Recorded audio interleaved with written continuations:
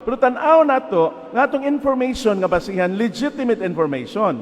Dili siya mga illegitimate sources unya mga fake sources. Kay purti man ni nagahana. Hibaw ta ang yawa maningkamot sa nagpamaagi nga hadlokon ka. Na ganindo, di gyud ko magpabaksin pa din. Nurse. Kay hubakon ko, mamatay niya ko. Mga matay ra ba daghang nga matay pa din gibaksinan. Daghan ba? As reported sa akong makitaan kada gabi, purti namang jutaya, purti ra gyud wa gani kabot og 0.00001% sa nabakunahan nga 34.6 million Filipinos as of last week. Ni mga balita daghan nga matay.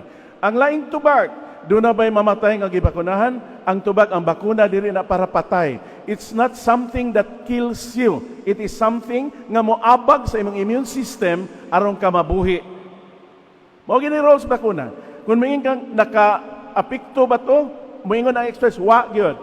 Directly or indirectly, wa ginay labot sa kamatayon sa tao nga gibakunahan.